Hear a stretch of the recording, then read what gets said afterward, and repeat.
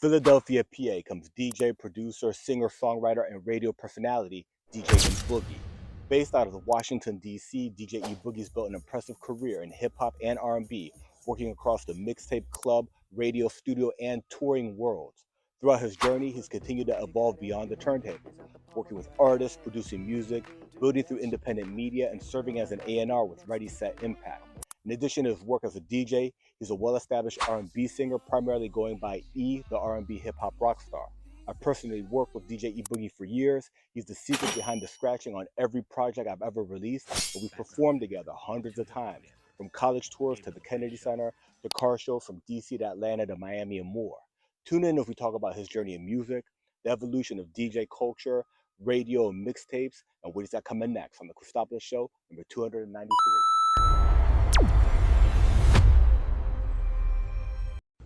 From Philadelphia, Pennsylvania, via Washington, D.C., comes DJ, singer-songwriter, performing artist, radio personality, and A&R, DJ E-Boogie. He's a longtime collaborator of mine. We've made a lot of music, rocked a lot of stages together. He's a dear friend, but an incredible talent. We're gonna bring him in and talk to him about his work right now as a DJ, what he's got going on in his, in his career, and any new music he's got coming on. Let's bring him in. Peace, peace, peace. Yo, what's My up? brother. What's up, man? I'm good, my bro. Man, I'm good. My bro, it's been a minute, bro. it has. It's been a good minute. It's good to see you, man. You're looking good, and it's just before we even get into this, man. Let me just say that, brother, I am so extremely proud of you. Thank you, my bro. Thank you, my bro. Every time you come across my timeline with all the things that you're doing, with the Cristopolis Show and everything, I just beam with so much pride because of I sort of know where all of this came from, where all of this stems from. You know what I mean? We go back a long way. Yeah. Like, Yeah, my bro. Who'd have thought that this is what would transpire between, yourself and myself. This is, again, man, just congratulations on everything that you're doing. I know you're not even close to being done yet. Hey, yes, that's exactly. We just getting started, my bro. But you know what? And thank you, my brother. Thank you for the kind words, man. I love you, E. You're my brother forever. No matter where I am in the world, you know what I'm saying? No matter where we're at. And I'm proud of you, bro. I see you always grinding out there, and you're such an incredible talent. And I want to make sure that we capture all the different aspects of your talent today. But I think that you tapped on something really interesting just for people to know, you know what I'm saying? Like maybe, to hear from your, memory, how we met, right? Let's talk about that. Oh man, let's see. We met, everyone checking in. We met so many years ago. I was a record buyer at Tower Records in what was it, Fair Oaks? Was it Fair Oaks, Virginia? Yeah, Fairfax, Virginia, right? Fairfax, Virginia. So I was DC suburbs. Right. So I was a record buyer at Tower Records. And I remember Cristopolis coming in. He just got hired, and he's kind of just walking around, and he sees me at the counter, and we began talking. Now, can I tell him your original name? Yeah, absolutely. So my original government name. Right. His original government name was Christian. This is how we met. So we're talking, and he's expressing his love for hip hop, and he wants to be a rapper, and and then it came out where he found out that I was a DJ. She's oh wow, okay, so nothing's really happening at this point. So we're just kind of. You're my boss. You're right. My boss, right? I'm the guy that kept with you for like lunch and shit like that. Okay, so I was your boss. I was gonna leave that part out. My man Enrique says the good old days, right, Enrique? Enrique. Heather, another critical piece of the puzzle. Yes, another incredible piece of the puzzle. I love you too, Heather. So nothing really is really transpiring there. We're just kind of just building, filling each other out and everything. So as time goes on, I'm realizing that this dude is really serious about being an MC. So, people tell you, yeah, I'm a rapper. Blah, blah, blah. People just kind of look at it like, yeah, okay, cool, whatever. Right. But Chris was very, very adamant about being an MC, and he stuck with it. Like, just he kept going. So I'm listening to this guy. I'm like, yo, this guy is actually pretty good, right? This is So before the first album. This is yes, like right around my first studio sessions. right, right. So we're frequenting he's stepping into the open mics. I mean, the grind is just relentless with this guy, right? So it was just one of those things. It was just hard to ignore. You couldn't ignore it. Ah, babe, that's And dope, bro. And even when you hit me up and said, "Hey, I'm recording my first album and I want you on it," I'm like, "Really?" So here we are. Where I was staying at this place in Alexandria somewhere. So we go to the rooftop. We're taking pictures for the album cover. Oh yeah, those pictures are in the album. Like my first album, The Metamorphosis. When you Yeah, open we up got the the book. album, some of Yeah, those pics are in that because you had the fold out. We yep, had like the six fold out. right. That was a dope CD. Like we Yeah, put a lot of work into that. But that that was photo it. shoot was on the rooftop. On Yeah, the rooftop. We that's did dope. everything ourselves, and that was just the grassroots of where we began. And again, who'd have thought that here we are in 2026 and we're still doing it? Do you realize that we're living off of our music, man? Yeah, That's yeah. crazy. Yeah, yeah, that is true. And I think it's really important to highlight for me, like, I was like in college and working at a record store. And for me, man, you're like this tremendous talent, and you still are, you know what I'm saying? But I was just cutting my teeth. But you were actually the DJ at State of the Union Yeah. in on U Street, Black Broadway, Washington, D.C., a legendary all hip hop nightclub, in Hmm. the 90s.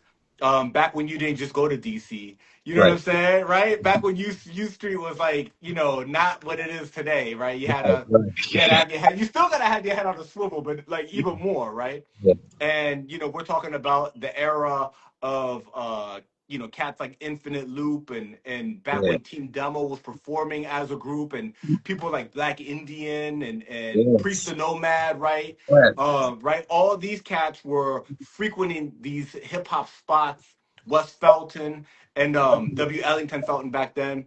And you were the DJ that everybody knew. You were the DJ of this club, bringing the hip hop.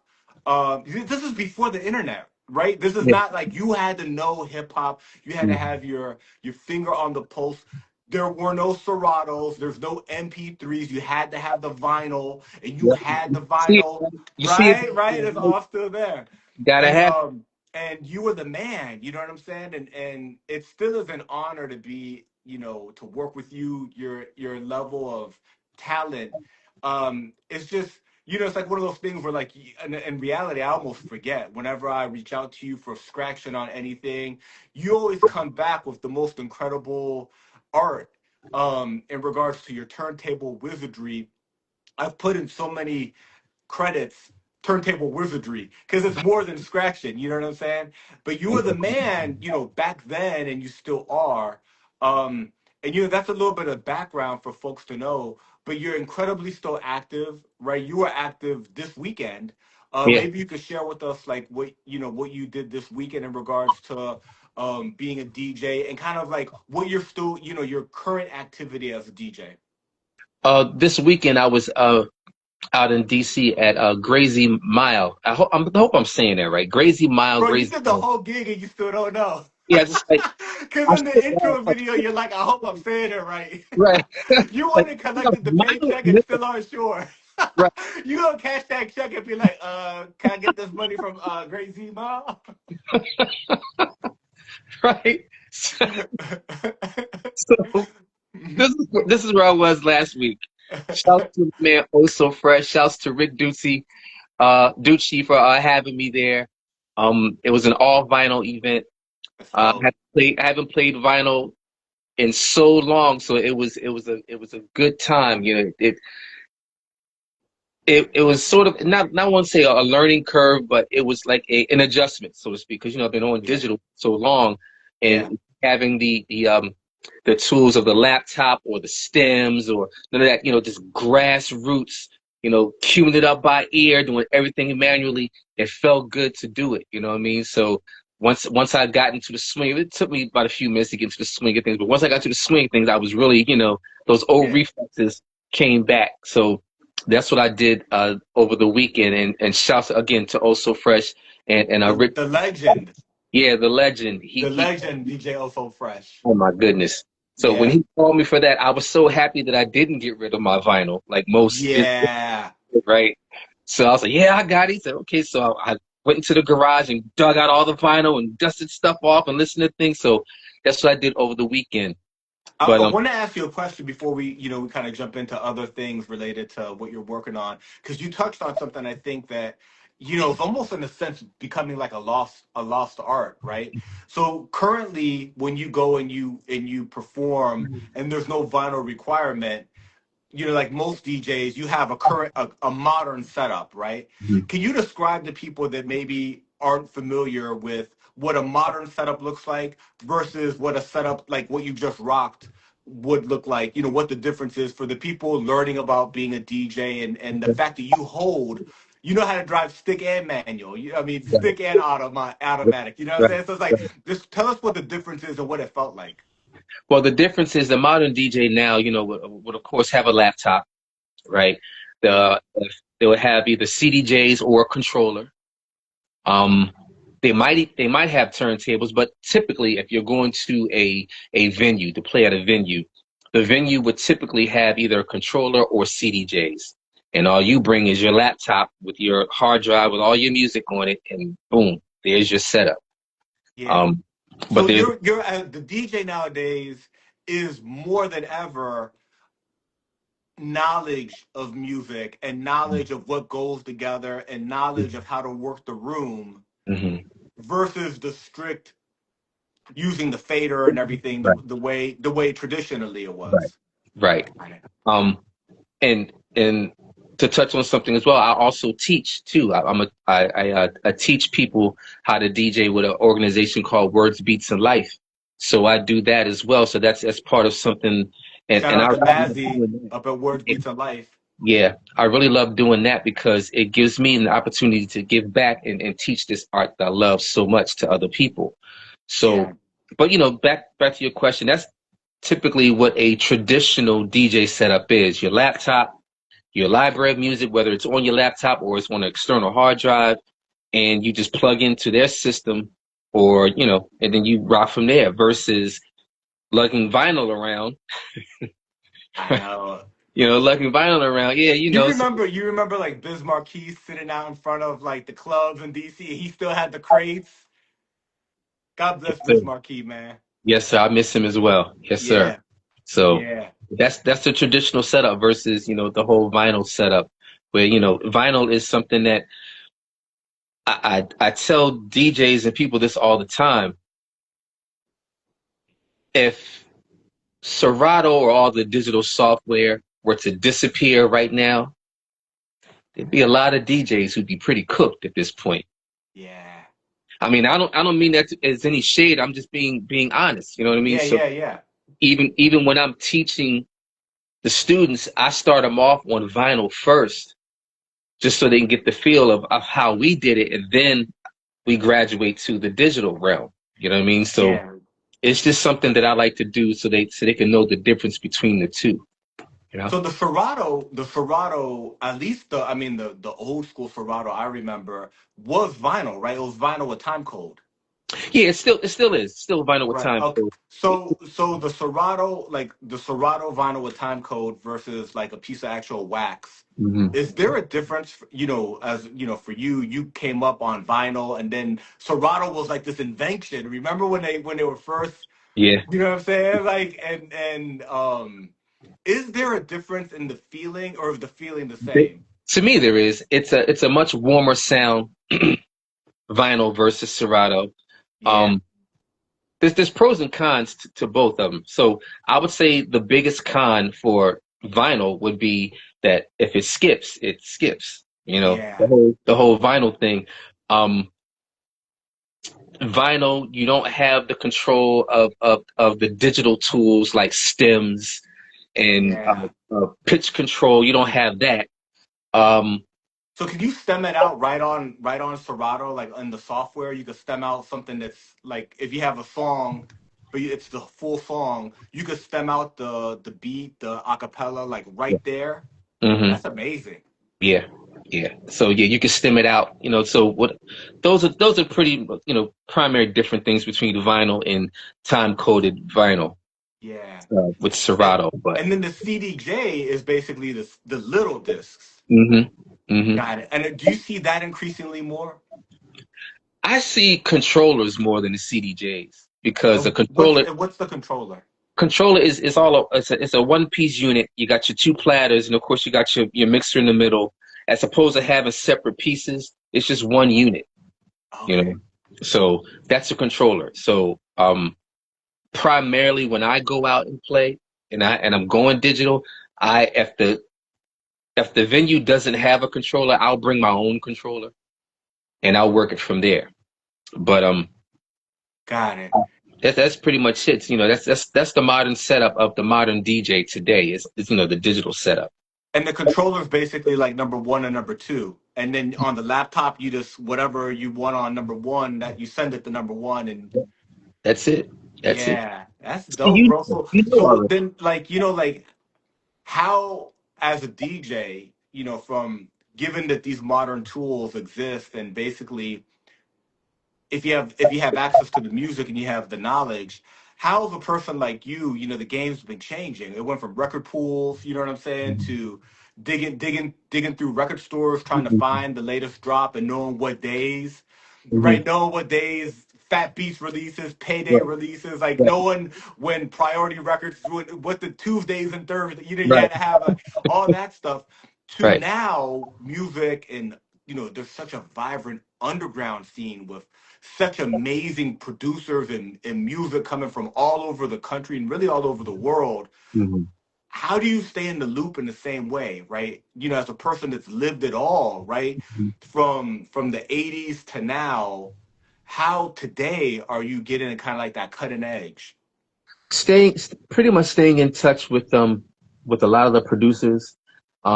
Fortunate enough to be in touch with artists like yourself.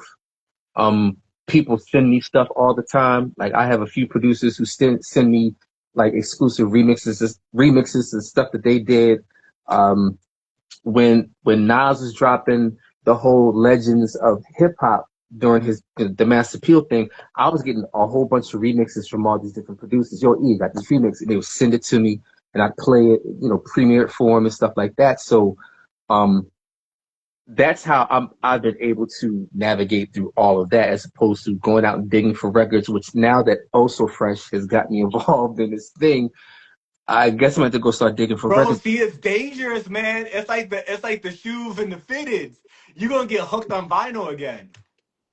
It's It, expensive habits, bro. It's a problem. It's a problem, but I guess it's a good problem to have. And he teased me about that before. Now you're gonna buy records again. I'm like, yeah, you're probably right. I am, but Yo, the Also Fresh record collection might be like one of the biggest record collections, period. Like it's hard stop. it's just so retarded. Salute Terra Van Poop. Sarah Yeah, Poo, what's happening? It's just so retarded. His record collection is just outlandish, and you know what yeah, can you do? What can you do? yeah. But that's how I pretty much stayed relevant with the music from then to now. I've just been fortunate enough to be able to stay in contact with the people who are moving the needle. So And you are actively on different platforms on different radio shows, right? Talk to us about that aspect of what you do as a DJ. Share with us maybe like when you're live, when you're spinning, what mhm. different places where people go actually watch you, because a lot of this is streaming. Give us that aspect of it. Well, my primary platform for streaming is Twitch. It's one of the biggest platforms. Um, and you can catch me, like, if you follow me on Twitch. All you that Once that light comes on, just come on in. I'm on a lot of raid trains, which is a bunch of raid trains are a bunch of collective DJs on one. Like I got one tonight at 11 p.m. It's Yeah, called because I see the flyers all the time, yeah, right? And it's like a yeah, rack of talent. yeah. So it's a bunch of DJs. We all get together, and it's so cool that we're able to do this. I look at these raid trains as virtual music festivals. Yeah. So we're all so I'm on one tonight at 11 p.m. R&B Tuesday, powered by a guy named DJ Kubonics out in LA, and that's coming up at 11 o'clock. So Twitch is my primary platform where you can catch me at streaming. So if you follow me on Twitch at DJ E-Boogie1, just look for that light to come on. I'm on all the time. People tease me about me being on so much. Right? That's hey, it helps you keep the sword sharp. Yeah, yeah, Expand, people knowing you mhm, and keeping your name out there. I yeah, feel that this type of live DJ kind of like music festival vibe, but via streaming platforms, got really popular during COVID. I yeah, remember when remember D Nice yeah. was doing. He was kind of one of the. I wouldn't say he's not the first, but he really kind of brought it to the mainstream. Yes, he D Nice, shouts to the legend D Nice. He really kicked this whole thing off. I mean, when we were all shut in, I like to call COVID. I'm a Marvel movie fan, so Yeah, you are. I like to call COVID the blip, right? So that whole year of us being shut in the house, D Nice had really captivated audiences just by bringing the club to them. Yeah, At a time where he did it at a time where we needed it most. So yeah. shout to D Nice. He is the godfather of that. I don't care what anyone says. Don't argue with me. Argue with your mama on it. D Nice. D Nice is the man, and he will always be the man. And he's still doing it too. He hasn't stopped. So Wow. yeah, he's the one. So And what platform was he using? he's everywhere. D Nice. I was sort of mad at D Nice for a minute because he started out on IG. You were beefing with him like in your I was mind. keeping with him because he was on IG, right? So I'm like, oh, that's a good idea. Yeah. During that time, all I was booked solid from February to April around that time. So of course, when everything got shut down, everything that was it. Yeah, that was My so bookings were crazy. right. So Right. so I see him do it, and I'm like, oh, okay. So he's on IG. So let me try to go. So I'll go on IG, man. 5 minutes later, I get this big old message. We're blocking you, because you're playing copyrighted music. I'm thinking to myself, okay, but how is he doing this? Right? So I'm getting upset now. Like, okay, Yeah. got something against me personally. Yeah. So it was. But did he have like some special? I mean, I know he's the nice. Taking out the suckers and you don't know how I did it. You know That's what I'm right. saying? I don't know, right? He might have. If I ever meet the legend D Nice, I'm gonna tell him his story. So, um, I don't know. Maybe he did, maybe he didn't. But a lot of I couldn't go live on IG because no soon as I start, I'd get that message, that flag message. We're blocking you Wow, because you're playing copyrighted music. They even blocked me. This was the funny thing. They even blocked me when I played my own song. bro. That's when you something. Like, hold up. Yeah. Like, Oh, okay. I own this record. This is my record. What are you talking about? I own They're this like, song. sorry. They're like, sorry, you can't. That's an official record. That's right. You can't. So You but weren't sure how to feel about it. right. So shouts to D Nice, man. He was the one who spearheaded this whole thing. So here we are in 2026, and I knew once I got started and really got into it, I knew that if anything should ever happen to where I wasn't able to play out in person anymore, that the streaming world was going to be something that I was going to do. And look what's happening. Yeah, so it's almost like a thing that helps you connect with people, Hmm. helps you try out new material, new Hmm. blends, Hmm. right? Break records. Right.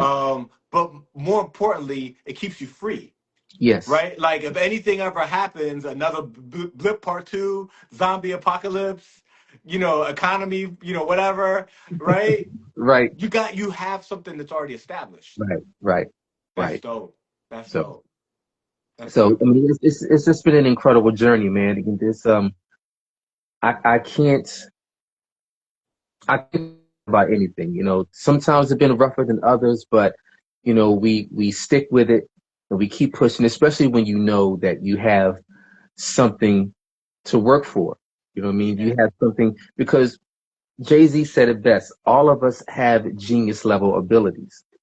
All of us have genius level talent. We just have to tap into what that talent is. Yeah. And just go for it, right? So Yeah. like yourself and Heather and just all of us. You know Yeah. what I mean? The fact that we're able to do this in this capacity now is just I sit even looking at that promo that you did. I'm looking back at this promo, I'm like, that's me? I did that? Like that's Yeah, it's bro. You're a talented. so, You're a talented dude. right. It's so surreal looking at it from you know That's from my just so. I just put it. I couldn't. I'm trying to keep it in within 60 seconds. You got right. so much material. There's It so much that's not put into that. I right, had to pick two videos out of dozens of videos, right. right? And yeah, you got a tremendous history as a DJ, as a R&B singer, as a performer, as a tour DJ, radio personality, A&R. Philly, DC, LA. I mean, all of it, bro. It's really wild. So, you know, now speaking of tour DJs, I'm the tour DJ for the legendary Priest the Nomad, which I'm Yeah. pretty happy about. Yeah. That was amazing for that to happen. I'm looking at this guy like me, you know. Yeah. It, Talk to us about that connection with Priest because, we when we started talking about State of the Union, hmm right? Priest is really from that era. Priest the hmm Nomad is interesting because in his artistic career, he was respected, uh, kind of innovator in hip hop and especially in the DC metropolitan area, right? And then there's a period of time where he's a little bit less active, and then he reemerges, hmm right? Like not only like he never left, but like with a lot of energy and dropping multiple albums, right? And he obviously knows you from back then, hmm right? And you're still active. Tell us about that connection, how y'all reconnected. That connection happened like maybe 4 years ago, and this was right out of COVID. Yeah, So I think we were at an event together and we reconnected and we were just kind of talking, you know, chopping it up a bit. And he was like, "Hey, you know, I have an idea. How do you feel about being my tour DJ?" Because he had just dropped "Can't Lose the Soul" and everything. And again, this is right out of COVID, and we yeah. were back outside at this He's got point. that really dope video in DC where all DC came out to Yeah, U Street. yeah, yeah.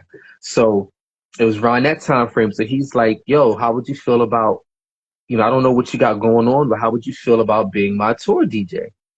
And when he asked me, I literally said to him, "Me?" Right? Because I mean, he knows RBI, he knows all these other DJs. I'm thinking to myself, Right. I me? mean, Like, you're such an incredibly talented individual, right? And not only are you talented as a DJ, you're an incredible performer, bro. Like, so I mean, and shout out to DJ RBI, a legend, a mhm, DC legend, incredibly active within yeah, hip hop, the whole community, and yeah, such a talented individual. yeah, But bro, you've rocked many stages like as a vocalist and hmm on stage like rocking the mic, side by side me hmm and many other individuals in your own performances hmm on your own stages. You know what I'm saying? So you bring tremendous experience and talent to anybody's show. Oh man, I appreciate that, man. I try to. I'm a team player through and through. You know, um, Yeah. like when we do collaborations together, and I pretty much had to. I pretty much did the same spiel with Priest, right? So you know how you guys will send you some, hey, E, you know, drop some scratches on this, right? I was like, okay, and I listen to it, and I have an idea in my head, but then you know, and now I'll do what I do, then I'll send it. And then you and Priest do the same thing all the time. You're like, you and Priest do the same thing. You're like, okay, that's dope, E, but give me a little bit more. And I'm like, okay, how much more do you want, right? And the reason behind that is because I model myself after DJ Premier whenever I do this stuff for you guys, right? Because Wow. Premier is in the cut. He's not doing too much, and it's funky. It's right in the pocket. So I'm thinking about staying in the pocket, right? But you guys are like, yo, give me more. I'm like, how much more you want me to give you? Like, I'm not trying to take any shine from you guys, right? But you're like, Wow. oh man, do your thing, right? So I'm getting used to it now. Whereas, I'll give you guys more than probably more than what you need, and then just have you guys just chop It what up. in the final run. But Priest laughed at me, man, because I think when I did frequency match with him, he just kept coming back with, E, that's cool, man, but I need you to give me one more take of such and such and such and such. And I'm like, damn, dude, like how much more do you Yeah. How many scratches and how much different more do types of you want, scratches right? and patterns? Yeah, yeah. But when it all came out, I'm like, okay, you know what I mean? So I'm getting used to that. But I've always made sure that I was a team player. Whatever team I'm on, man, we're gonna rock out and do what we do, Yeah. as a unit. So That's dope, yeah. my brother. And you're a producer, right? So in addition to being an incredible DJ in both capacities, right? As a DJ that scratches on record and adds, is playing an instrument essentially, right? Yeah. And as a DJ rocking a crowd and reading a room and keeping the people on the dance floor, right? These are Hmm. two different talents, right? It's like that the DJ does. It's almost like offense and defense on Right. a football team or on a Yeah. basketball team, Yeah. right? Two Yeah. different skill sets, and you command both of those incredibly well. But in addition to that, you're a producer, and Hmm. so many of your songs in your own career, you've produced them. At least the original versions, and then maybe later on you went into the studio and worked Right. with super talented producers, cats like Hmm. Max Methods and Yeah. others, right? And then you've worked on one of their beats, or they've taken something that you had and Right. then added their magic to it. So Right. you're actually thinking, because I've worked with you and giving you finished songs and been like, do a remix. And Hmm. you've actually been able to take vocals and put them on beats, whether you produce the beats or not. Hmm. And like it's the ability to hear songs Right. that weren't there before, right? And Right. that's that producer ear that, is very connected to being a DJ. But when Right. you're actually contributing to some of these projects, you're bringing that skill set also. Right, right, and that's something whenever I do. You mentioned remixes. I have a Bandcamp account right now with a lot of remixes that I've done with the Jacksons, Michael Jackson's, Yeah. Justin Timberlake, Yeah, I uh, saw the monstrosity mix. yeah, the Monstrosity, yeah, and Genuine and a few other things too. So, and like you said, whenever I'm doing those types of things, it's that producer's ear, you know, because whenever I'm putting blends together, putting remixes together, like with your stuff, um, I'm not just throwing a beat underneath your voice. It's almost like, okay, will Chris sound good under this? Mm. You know what I'm saying? Because it's almost like I can put your voice under any beat, right? Yeah. But it has to make sense to me. Like sonically, it has to make sense. And whenever I hear other DJs doing blends that don't sonically make sense to me, I kind of like, you Yeah. know. But that's just me. It's just something that that I do, and something that I look for, because it's almost like if an actual record label said, "Hey E, we got this new artist. I need you to do a remix for this song." Okay, I'm going to make sure that person's voice complements the arrangement that I put underneath it. You know what I mean? I don't want it to sound out of pitch or out of key or off balance in any way. I want it to sound like it's something that's officially been done, like it's like we're supposed to be. You know what I mean? So that's how I always attack all of those things, like from a producer standpoint. That's dope, bro. That's Yeah, dope. I want to yeah. make sure that people know when to find you and where to find you, like online. You know, you go live often. You don't always follow exactly a set schedule, but I know you do have dates that you're kind of regularly doing it. If somebody wanted to like tap in and watch one of your radio shows, where do they find you and at what time on what days? They can find me on Twitch, which is my primary outlet. They can find me on Twitch on Mondays at 3 p.m. Man, Tuesdays at 2 p.m. normally.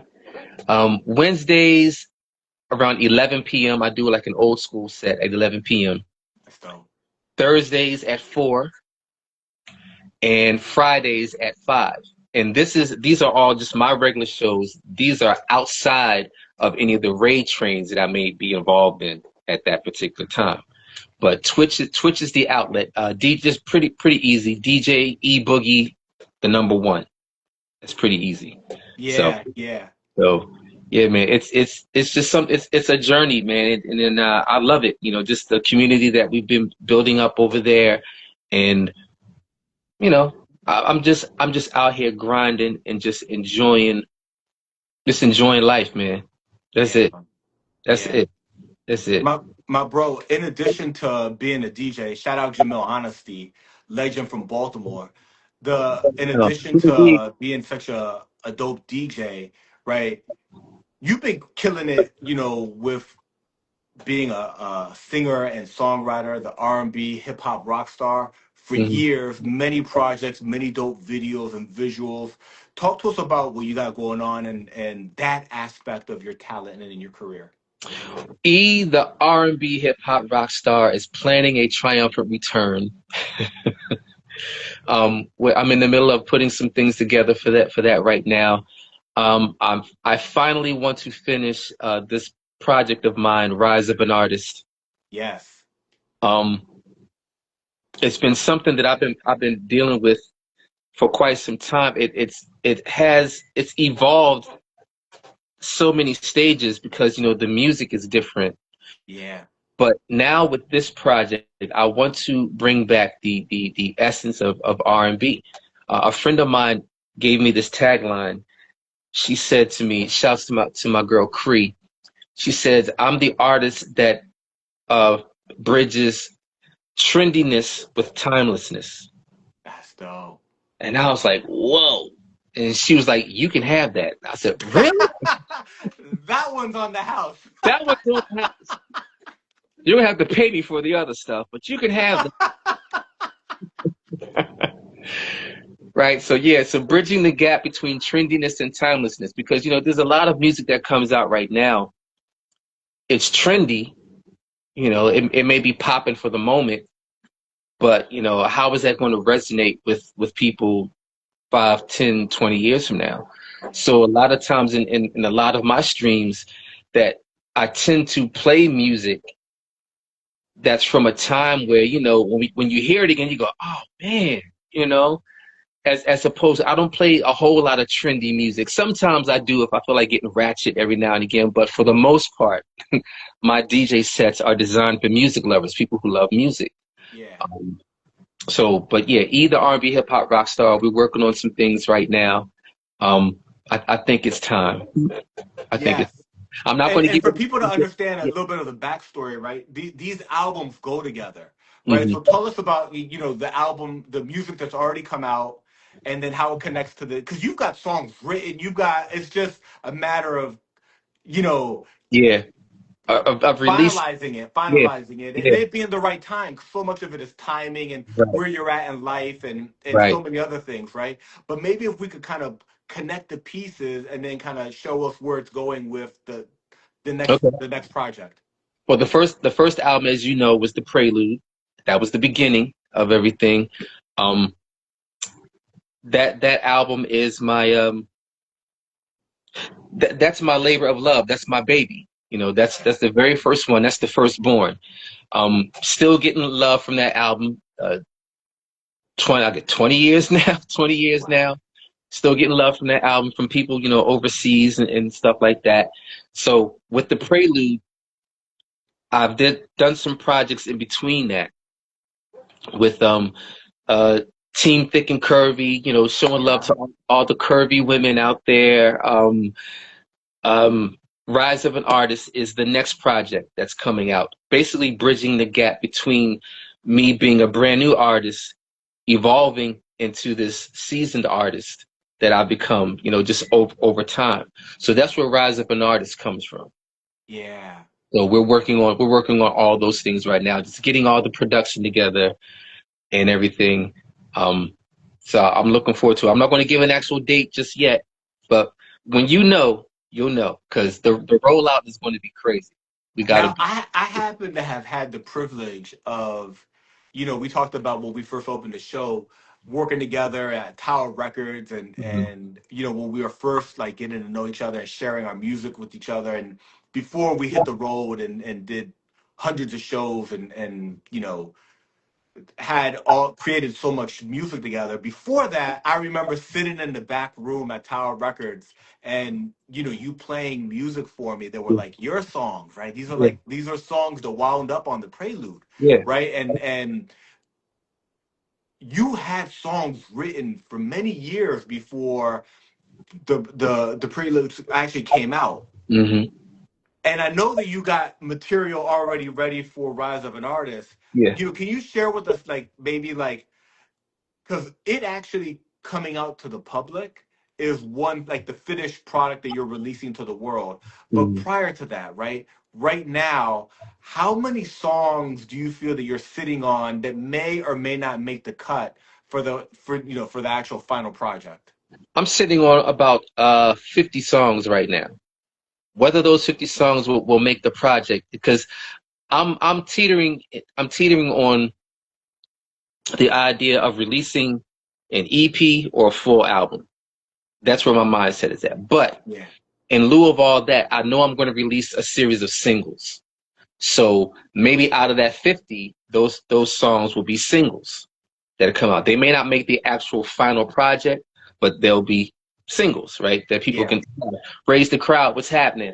So that's what I'm sitting on right now, and we'll see. We'll see what happens. So with this new technology that's out right now, and they say timing is everything.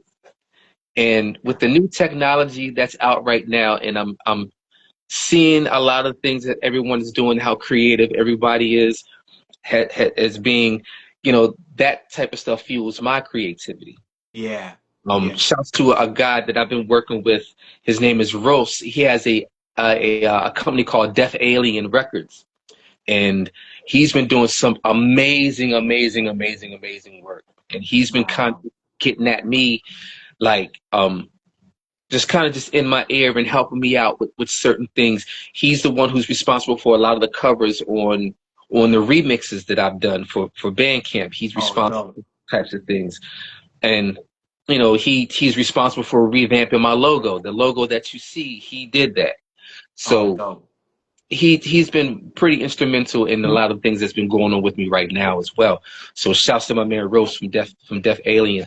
And just it's going to be something special. I'm looking forward to doing some really special things with Rise of an Artist. So don't be surprised if I hit you up to bring that pen out of retirement, man. So Yeah, I know, man, and that's the thing. And I'm gonna hit you up too, my bro. So we got barter system. You know what I'm saying? yeah, Like no doubt. So, it's so so it's let me ask you something. Are you currently in DC right now? yeah, See, I yeah. wish I had put two and two together, man, because we could have did this in person.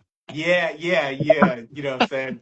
But Part three. We'll do it in yeah, person. exactly for the third one. Yeah, I'm back home. I'm back home for a season, and Okay. it's good to be home, man. I tell you, the LA is a special place, It is. and yeah, it's a special place, and we had an incredible time out there.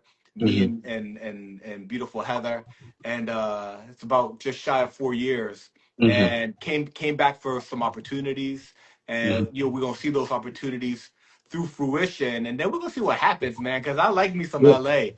You know what I'm saying? Don't get me wrong, I love the DMV, and there's yeah, lots of money out here. You know yeah, what I'm saying? That's the one thing. LA is so beautiful and so much talent, right? But the struggle is real. You know what I'm yeah. saying? Whereas the DMV, man, that shit just falling off of trees. It's like it's smacking you in the face. And here's some money for you. You know what I'm saying? It's like no more. Right? That does not happen in LA. LA is I a feel struggle, you, but it's a man. beautiful I feel struggle. you. Yeah, That's it's what's a up. beautiful struggle out there.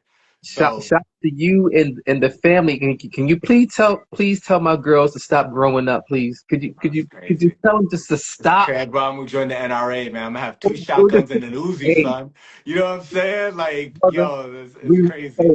Chris, we ride at dawn, dude. We ride, Yeah, we ride yeah. at You know what I'm saying? But yeah, man, I wanted to talk to you about that because you touched on something, and all these things kind of touch somewhere, but they're dawn. not necessarily the same thing. And as a DJ, as a singer, songwriter, as a person that has his own career as a performer, I'm curious on your take with all these things that are kind of happening at the same time, which is Mhm. the advancement of AI, you know, the current state of streaming services, how they're fleecing artists, and things like how DistroKid just sold, and Mhm. that changing landscape. But then also how the technology is evolving with things like the ability to stem out almost anything and the ability that gives you to produce easier. Um, the prevalence of dolls and all sorts of things. You could just make beats on your phone and Yeah, kind of all of this technology that's working its way in favor of music creation and creative output. But at the same time, it's increasingly hard to get heard because there's such an abundance mhm. and the payment's not right. You got to really go direct to consumer, right? Yeah. Give us your take as to like, as a working artist, as a DJ, as a performer, some of the things that you're observing and how you feel about some of these topics. A lot of things that I'm observing, especially with the whole AI situation, and me and Rose have this conversation about AI all the time. Yeah, The AI situation, I feel like it's good if you use it for if you use it as a tool, right? yeah, Use it as a tool. Don't let AI be in so much control of what you do. Like, people put in prompts to do this, that, and the third, right? And then it'll spit something out, and then now people are tagging the name. Yeah, I wrote that. No, you didn't. You didn't write that. right. You prompted a machine to write it, but you didn't write that. You know what I Yeah, mean? Those types of things I kind of have an issue with, because by me being a writer, that's like taking an opportunity from me. yeah, Because if a person can go to their phone and go, oh, okay, I want to write a song about a money tree. Enrique wrote money tree. Oh, let's write a song about a money tree that's falling from the sky and money hitting me in the face. Write a song about that. And then boom, here comes the song. You hit the lyrics and everything. And then you go, written by E. Pointex. Like, what? No, that's not how that works, right? yeah, But if it's used the right way, I personally don't have an issue with AI if it's used the right way. yeah, I've seen some instances where the usage of AI was actually pretty brilliant. Like a good example, DOC. yeah. DOC can't really, he can't really Right. rap anymore. He's putting together an album. Him and Beanie Siegel, they both did it. Beanie Siegel just dropped a project where he's using AI to restore his voice. I didn't realize Benny Siegel had a voice problem also. Yeah, Because I but this know is that he was in the hospital for yeah, something. yeah, health issues. Yeah. But of course you know about DOC. He got into the Yeah, accident. that one's the Yeah, that that kind of changed West Coast hip hop because he was next. yeah, he was next. So he's toying with putting out a project where he's using AI to restore his voice. Yeah, Things like that. That's cool. I can get behind that. You know what I yeah, mean? All this plagiarism and things of that nature with the AI model, I'm not for that at all, because I feel as though as a creative, it takes away from us as a creative. yeah. But it's just like with anything, even with the whole DJ thing. Because remember, once upon a time, when digital DJing was becoming a thing, I was the grumpy old DJ. Like, I'm not doing that. If you're not on vinyl, you're not a real DJ. That was me. Bro, the vinyl alcoholics. Right, right. Come on, son. That, I go that back. was You know I me. know. You know what I mean? So, once I messed around with it and understood what it could do or what you could do with it, I'm like, okay, And shouts to DJ True, because I remember going to WPFW to do a radio set, and I had my vinyl with me, and he was like, "You don't use Serato?" This is when Serato was relatively new. I said, "You don't?" I said, "I don't use Serato." I said, "How do you use that?" He said, "Oh, it's easy." He had his laptop. He said, "You just drag and click this over there." And I DJ'd on that very night on Serato. Of course, I was walking on with eggshells, so I didn't know what the hell I was doing, or I didn't want to So the ruin first anything. time you DJ with Seratos was Was live on the radio. I was live on air. The very first time I ever messed around with Serato. And Enrique was with me at that time. So he saw how it looked. He was like, I remember us leaving, he was like, "Yo, you want to get Serato?" I'm looking at him like, "What?" He said, "Yeah, yeah, yeah." He said, "Look," so he copped the laptop for me and bought the Serato program for me. Enrique's so solid, bro. So I had the Serato, so I'm up in the room, all the vinyl that I had. I'm thinking, okay, so what do I do with all the freaking vinyl? That vinyl looking at you too. The vinyl like, what you gonna do with us, fool? We done survived fires. That vinyl has survived fires over across the street from the Howard Theater, bro. That vinyl was like, bro, you gonna leave us now after everything we've been through? After everything we've been through, you gonna leave us now? Right. You know what I mean? So I mean, it's been one hell of a journey, man. So Wow. so with this new technology and everything, like I said, with AI, when you don't understand something at first you become you become, I guess, you get offensive by it, you get offended by it. "Ah, I'm not doing that because yeah, yeah, yeah, whatever," right? Yeah. But once you understand it and you learn it, you realize that, okay, this could actually work. This could actually fit into my workflow and help my workflow go a little bit more seamlessly. That's how I feel about AI. It's Yeah. still relatively new. Um, but I want people to use it for what it's supposed to be used for. Use it as a tool, insert it into your workflow, and Yeah. just be honest with your creativity. Don't steal from other people, or or try to say you did something when you really didn't do it. A machine did it. You didn't do it. So that's how I feel about that. I know that was a long-winded answer to No, your no, question. it's really helpful, and I'm curious because we've seen things with production, like what happened with Timberland, right? I've seen things where like people are creating avatars, and avatars are actually like doing songs. But I'm curious if there's like a similar, one to one with DJing. Is AI working into like, are there like copycat AI DJs? They've been hinting at it. Like I've seen little clips here and there, but nothing that's really solid. I mean, they've been hinting at having um AI DJs at venues, mainly restaurants though, like lounges and restaurant type things. Not at a club, in a club setting or anything like that, but um things of that nature. But nothing real big, Yeah, because the DJ community in itself just kind of just erupted like, "Oh hell no, you're not gonna take my job." bro, you But ain't lying. but even Yeah. even then, I think cats like me who have been doing it for so long, I don't even think that could kill. That wouldn't kill us. Nah, and also, I mean, I think that as there's two aspects to it, right? So as people go out less because there's so much entertainment in the house and because things are expensive, right? You go out to a restaurant and it just feels like the prices never went down again after COVID, right? Hmm. So you've got those two things competing. It's just so comfortable in your house between all the music, all the endless movies, everything is infinite through the internet.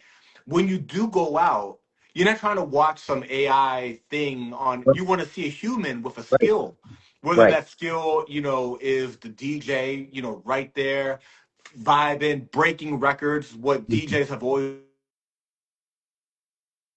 acapella over this beat. You never thought of that combination. Oh my gosh, right? Um, or live percussion singer, right? Mm-hmm. All of these different dancers, Mm-hmm. somebody painting a mural live, what all of these combinations have increased in value Right. because it's a skill set that can't be faked, Right. right? Right. When the skill set can't be faked, you really got to be that guy, Yeah. right? When you are him, there's an increased value today Mm-hmm. because so much of everything is fake. We don't know Right. if the video is real. We don't know if the person wrote it. Right.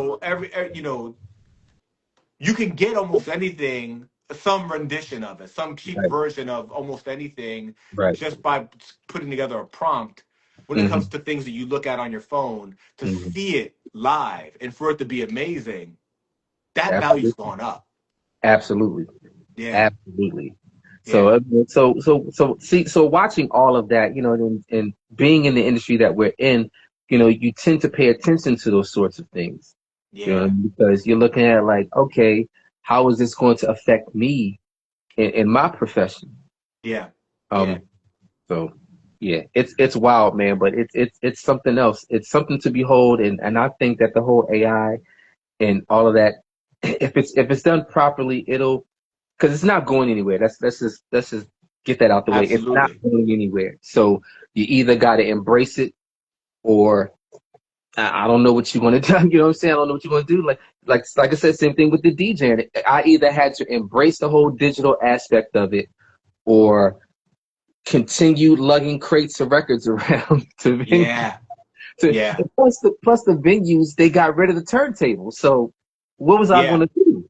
You're like continually it was getting harder and harder It was getting to, harder anyway. So yeah, um, the most awkward time for me in my DJ journey was transitioning from vinyl to CDs. yeah, So I remember buying these big spools of blank CDs and having to record all of my vinyl onto CDs because I'm like, okay, wow. where am I going to get all this friggin' music from? Yeah, Like, yeah. I'm not gonna go rebuy I'm everything. not going to go rebuy everything. So, but somehow or another, I managed to do it. I don't know how I did it, but I managed to do it. So, of course, I had my CD cases and all this other stuff. And I just remember Enrique going, wow, this is a whole lot better. Now we ain't got to carry crates around. Now we ain't got to carry crates Isn't around. that crazy? Like now it's a hard drive. Right now it's a little hard drive. Right. So um that was a weird transition for me. And then transitioning from CDs to now Serato. And here we are. And then making this full circle back to vinyl, so to speak, again. We'll see about the whole vinyl thing. We'll see. We'll see. You shared with us that you're giving classes at Words Beats and Life. Hmm. Um, Maybe you could share with us some of what you're doing there, how Hmm. people can participate in that, and then also as we start to wrap, talk to us a little bit about A&R at Ready Set Impact Okay. and your work there. Yeah. Essentially, like now as a statesman of the culture, of DJing, of music. You could share with us kind of like what you're doing for the next generation. Oh man, Words Beats in Life. Shouts out to them. Shouts to the man Mozzie and that whole organization. Words Beats in Life is offered me the opportunity to give back and teach this art that I love to other people, whether they're adults, kids. Um, I've been doing that now for about 2 years, and it's probably one of the most fulfilling things that I've ever done. I never thought of myself as an instructor. Yeah. Um, People have asked me before, could I teach them? And I always said no because I would ask why they wanted to learn, and they would say, "Oh, because I want to learn how to scratch." That's it. You know what I mean? There's so much more that goes into being a DJ Yeah. than scratching, right? So, but Words Beats in Life have offered me the opportunity to do that, and it's just been great. So, like I said, I start my students off on vinyl first, and then we graduate to the digital realm, and they have a whole entire studio of stuff there. Um, so it's just been an incredible opportunity to be able to do that. And another way to keep my name out there and just to stay relevant and stay prevalent out in the Washington, D.C. area. So I'm very, very happy about that. Very grateful for that opportunity. That's dope. Is the Yeah. Words Beats and Life still over in Columbia Heights? Yes. So Yep. in Columbia Heights, Washington, D.C., you got Words Beats and Life. And are they doing this like every, what are the semesters like? Is it like in the fall? You know, when do they fall? The semesters are all year round. Like they're wrapping up their summer semester now, and the best way for people to get in contact with them is to hit them up on their website, wordsbeatsandlife, I believe .org, and you can sign up for the DJ program. That's dope. And once you sign up, you know, you'll get me, and there's a few other instructors as well, but I'm one of the instructors, so you can get me or one of the other instructors, and it's just been a blast, man. I love it. That's dope. That's dope. Yeah. The Yeah. when I was in LA, you know, a similar program was done by the Beat Junkies, Yeah. right? And they Yeah. got the Beat Junkie Institute out there, and it's the same thing, right? But it's you know, just like incredibly talented DJs like yourself, they got Babu and Redmatic, right? And it's the actual Beat Junkies giving the classes. Yeah. Um and it's really dope that in DC they got the same thing happening at Words Beats of Life. So much talent in the DMV and the Mid Atlantic Yeah. region. And you know, if you could share with us a little bit of what you've done also as A&R and your contribution there. Okay. Ready Set Impact was headed by the incredible Jeannie Jones. Ready Set Impact, that was just one of those things. It was almost like almost like a no-brainer because me and Enrique and everyone traveling back and forth to LA, we would always link up with Jeannie Jones and everything, and she always had these projects that she wanted me to, and she would just send projects to me. Yo, so what do you think about this? And for people who don't know the backstory, right? Jeannie Jones is a radio personality from DC who Yeah, now has opened up, right, a talent agency in LA. in LA, yeah. So, you know, she would always hit me to these brand new artists. So she would just send projects to me, and I would listen to them and give my feedback and take on it, and also break them as well. And then she just said, you know what? Since you're a DJ and you're getting all these artists anyway, why don't we just make you A&R of Ready Set Impact? I was like, why not? Let's do it. So Jeannie and I had a radio show at one point. We did mixtapes together, and hopefully we'll get back on that grind. You know, like I said, when things were shut in, we just kind of, you know, things are really wild back then. You know what I mean? So They were, man. we had an opportunity. We had this event called The Room, which we hope to get back into doing as well. Her, myself, Enrique, we all put our thoughts together and came up with this idea called The Room, and it's an eclectic group of people. It's invite only. We found a space that we reserved out, and we had politicians, we had entertainers, we had other DJs and other creators that got together, and we all networked in this one particular area called The Room. So hopefully we'll be able to get back onto that now that things are wide open as well. But that's my tenure at Ready Set Impact as A&R, just breaking brand new artists, doing what DJ does. You know what I mean? Breaking new artists, and that's what I do. I do that on my show, which I usually have at this time called The Platform, on Twitch, and I break brand new artists on there as well. So yeah. That's dope, my brother. My bro, I want to make sure that people, you know how to contact you, right? If they want to hire you to DJ, you know, in the DMV area, right? If they want, you know, any of the multiple things that you do, right? From singing to breaking records and breaking artists, A&R, teaching how to DJ, right? Production. You're so multi-talented, right? What's the right way for people to get in touch with you? The right way for people to get in touch with me is through my email, cartelmediagroup@gmail.com. And that's cartel spelled with a K, KARTEL media group @gmail.com. You can reach me for anything DJing in the metropolitan area, outside of the metropolitan area, because I travel. Right. I travel. Right. Have sword, will travel. That's right. That's right. We'll travel. So, you know, we travel around, any podcast interviews, anything that you need from me, breaking new artists, sending music to me. Artists, if you send your music to me, please do me a favor. Make sure that it is radio ready. Please. Mixed and mastered. Please. Tag it with a title so I know what it is that I'm getting.